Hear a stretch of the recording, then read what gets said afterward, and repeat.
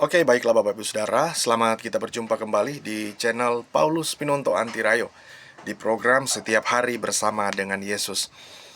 Dalam kesempatan ini, saya akan menemani Bapak Ibu Saudara beberapa waktu ke depan. Untuk itu, bagi yang belum subscribe, silakan tekan tombol subscribe-nya.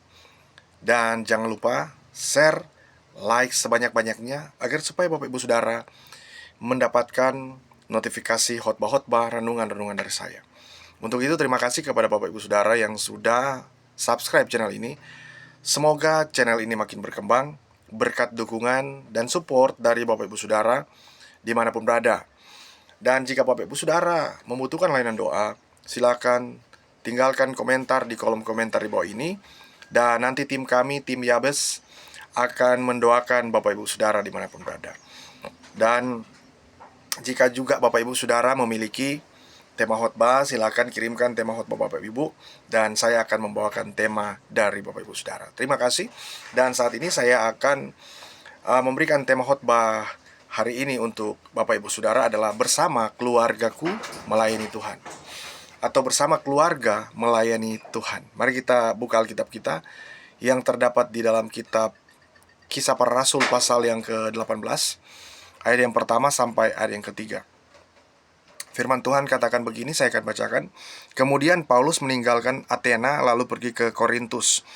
Di Korintus ia berjumpa dengan seorang Yahudi bernama Aquila yang berasal dari Pontus. Ia baru datang dari Italia dengan Priscilla, istrinya, karena Kaisar Claudius telah memerintahkan supaya semua orang Yahudi meninggalkan Roma. Paulus singgah ke rumah mereka. Nah, Bapak Ibu Saudara, kita tahu bersama bahwa pada waktu itu, ya, Paulus meninggalkan Athena lalu pergi ke Korintus. Buat apa dia di Korintus? Nah, di Korintus ia berjumpa dengan seorang Yahudi bernama Aquila. Lalu kemudian mereka berbincang-bincang, ya. Mereka berkenalan sampai kemudian membuat Aquila dan Priscilla itu mengerti tentang sebuah pelayanan. Nah, Bapak Ibu Saudara dimanapun berada, kita tahu bersama bahwa Aquila dan Priscilla ini adalah ada dua pasangan, maksudnya adalah dua pasangan yang mereka tuh takut akan Tuhan, ya. Mereka tuh berkomitmen kepada Kristus. Ketika mereka mendapat kasih karunia dari Tuhan, mereka terus bangun komitmen. Nah, ini adalah ciri khas dari kedua orang tersebut, yaitu Aquila dan Priscilla. Kita bisa lihat dan temukan di ayat-ayat yang lain. Tetapi ayat yang tadi saya bacakan sebuah pendahuluan bagi kita agar supaya kita tahu bersama bahwa mereka tuh pernah dijumpai oleh Rasul Paulus, ya. Nah, kemudian mereka berdua ini begitu loyalitas, ya. Lalu kemudian mereka membangun sebuah keluarga yang menjadi kepala di atas segalanya itu adalah Kristus. Sekalipun Aquila itu adalah seorang suami, tetapi mereka membuat Kristus itu segalanya dalam kehidupan mereka. Nah, kemudian juga mereka memberikan segala yang mereka miliki untuk kerajaan Allah, untuk kerajaan Tuhan. Nah, Bapak Ibu Saudara, keluarga ini begitu rendah hati. Keluarga ini begitu luar biasa, ya. Mereka siap belajar, ya. Mereka siap dimuridkan oleh Rasul Paulus. Kalau kita lihat di dalam Kisah Para Rasul pasal 18 ayat 11, di situ kita bisa melihat ayat yang ke-11 saya bacakan. Maka tinggallah Paulus di situ selama 1 tahun 6 bulan dan ia mengajarkan firman Allah di tengah-tengah mereka. Nah, ketika Rasul Paulus sedang mengajarkan, ya, Aquila dan Priscilla, maka mereka suka belajar, mereka siap untuk belajar, mereka mengorbankan segala hal untuk mempelajari tentang Kristus, untuk mempelajari tentang Tuhan. Nah, paling tidak di sini ada dua bukti, ya, pengorbanan keluarga Priscilla dan Aquila, ya, yang kita bisa pelajari. Kita bisa lihat di dalam Roma pasal 16. Kita Roma pasal 16, ya, Roma pasal 16 ayat 3. Di situ firman Tuhan berkata begini. Pasal 16 ayat 3 sampai yang keempat. Sampaikan salam kepada Priscilla dan Aquila, teman-teman sekerjaku dalam Kristus Yesus. Mereka telah mempertaruhkan nyawanya untuk hidupku. Kepada mereka bukan aku saja berterima kasih, tetapi juga semua jemaat bukan Yahudi. Nah, ini adalah hal yang luar biasa. Perlu dikasih apresiasi kepada kedua pasangan ini. Kita berpikir kadang-kadang begini, apakah bisa keluarga kita melayani Tuhan? Nah, bagaimana kalau suami saya seorang pengusaha, kemudian saya seorang hamba Tuhan? Atau sebaliknya, bagaimana kalau suami saya seorang pelayan Tuhan, terus saya seorang pengusaha atau dokter atau mungkin mengerjakan sesuatu yang lain, atau bekerja di atau sebagai karyawan lah seperti itu. Mana mungkin kami bersatu? Mana mungkin kami bisa mendapatkan firman? Mana mungkin kami bisa mencerna firman? Nah, sangat mungkin ketika kita rela untuk dibentuk oleh firman Tuhan. Nah, Bapak Ibu Saudara, kita tahu bersama bahwa mereka ini adalah hamba Tuhan. Ya, saya sebut hamba Tuhan karena mereka sudah mendengar firman.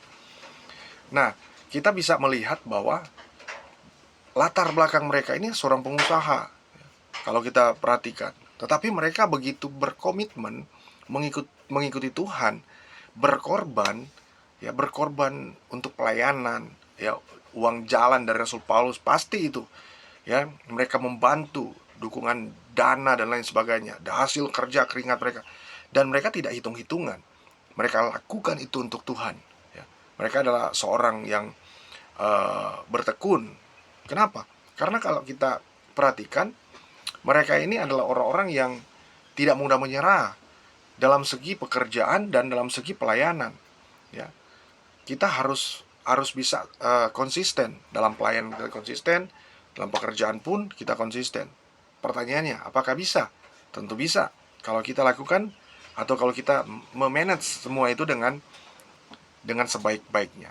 Nah, Bapak Ibu Saudara, di sini ada beberapa cara agar keluarga kita melayani Tuhan. Cara yang pertama, kita bisa lihat, ya. Cara yang pertama agar supaya kita bisa melayani Tuhan adalah sehati.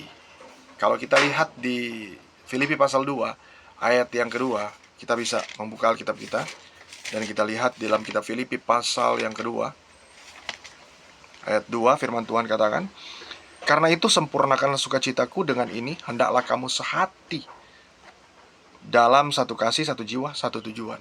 Nah, cara yang pertama agar keluarga kita melayani Tuhan, itu bukan persoalan, oh, istri saya punya pekerjaan yang berbeda dengan saya, suami saya punya pekerjaan yang berbeda dengan saya, bidangnya kan beda dengan saya, makanya saya nggak akan sehati.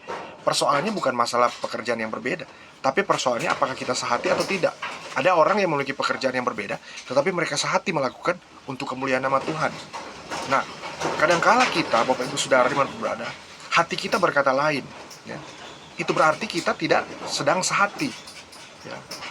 Nah, lalu kemudian mungkin kita berpikir dan kita berkata bahwa hati saya kan menolak, hati saya kan nggak cocok dengan hatinya gitu. Nah, kita membanding-bandingkan, ya, sehingga kita nggak sehati dengan orang. Sebenarnya kita harus sehati dengan suami kita, dengan istri kita, dengan jemaat-jemaat, dengan siapapun kita harus sehati. Nah, bagaimana kalau tidak sehati? Maka bagaimana mungkin kita dapat berkata bahwa saya dengan keluarga saya melayani Tuhan?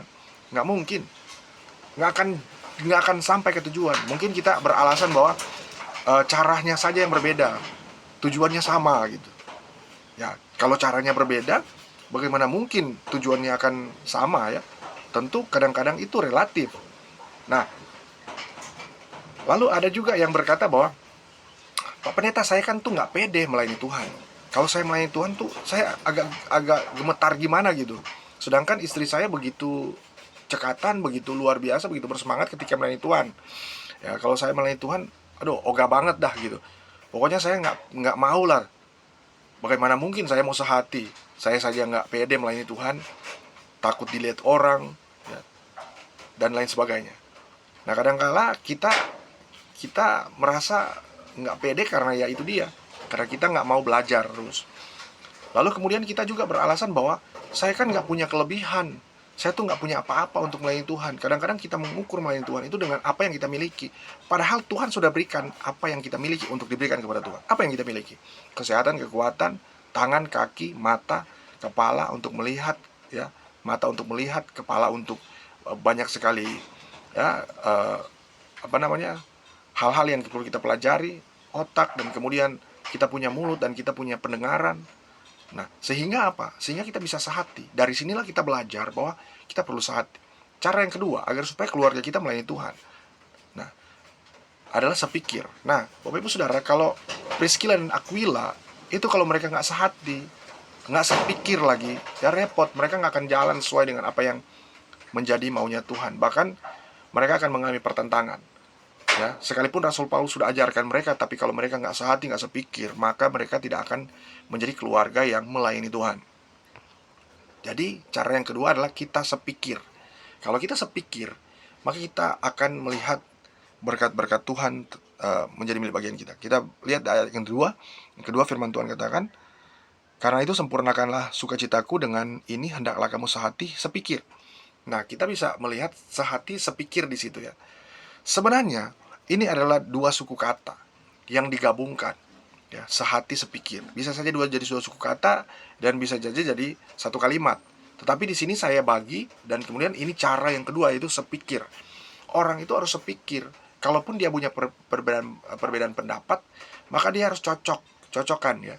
Dia harus cocok-cocokkan dengan pikiran dari pasangannya, sehingga orang tersebut dapat melayani Tuhan dengan luar biasa. Cara yang ketiga, satu kasih.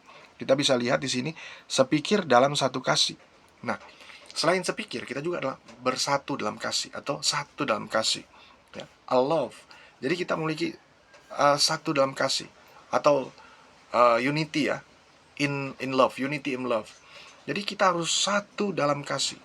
Ya, kalau kita nggak satu dalam kasih, kita mau melayani Tuhan bagaimana?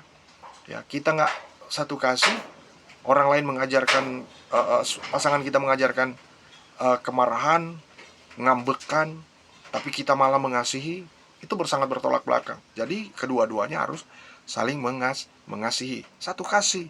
Jangan dengki, jangan iri, jangan marah-marah kepada pasangan kita, harus satu kasih. Kemudian cara yang keempat, harus satu jiwa. Firman Tuhan katakan bahwa ya, satu kasih, satu jiwa. Nah, kalau kita satu jiwa, a soul ya, memiliki sebuah jiwa ya, atau kita dalam satu pasangan itu, maksudnya dalam dua pasangan itu pasti ada dua pandangan ya, atau dua kemauan, dua tekad ya. Satu maunya ini, satunya maunya itu gitu. Yang satu tekadnya ingin bekerja, tapi tekad yang lain, yang satunya inginnya yang lain. Nah, bagaimana mungkin mereka sama-sama melayani Tuhan? Nah, itu akan mungkin, itu akan bisa kalau ya kita serahkan semuanya kepada Tuhan, dan harus dengan kasih, jangan dengan iri, dengki, dan lain sebagainya. Kemudian ya, satu tujuan. Cara yang kelima itu harus satu tujuan. Jadi ini yang lengkap, complicated. Ya, ini sangat komplit, diarahkan oleh Rasul Paulus, ditunjukkan oleh Rasul Paulus, sangat komplit. Bukan hanya satu sepikir, satu kasih, satu jiwa, atau sehati. Satu tujuan juga. Orang kadang-kadang punya cara yang berbeda dan mereka pikir mereka satu tujuan, padahal berbeda. Jadi harus satu tujuan. Kalau kita ingin ke Jakarta, maka tujuannya harus ke Jakarta. Ada orang maunya ke Jakarta tapi nggak jalan, dia cuma stagnasi aja. Dia hanya berkeinginan untuk ke Jakarta saja, tapi tidak untuk ke sana ya. Atau mungkin dia tidak berangkat, tetapi dia sudah membeli tiket, atau tiketnya hangus, lalu kemudian dia tidak sampai ke tujuan. Nah, itu bukan satu tujuan, itu berjalan bersama-sama sampai di sana bersama-sama, membicarakan program bersama-sama. Itu satu tujuan, sehingga kita sebagai keluarga bisa melayani Tuhan dengan sebaik-baiknya. Dan semoga video ini dapat bermanfaat bagi kita semua, dan Tuhan Yesus memberkati.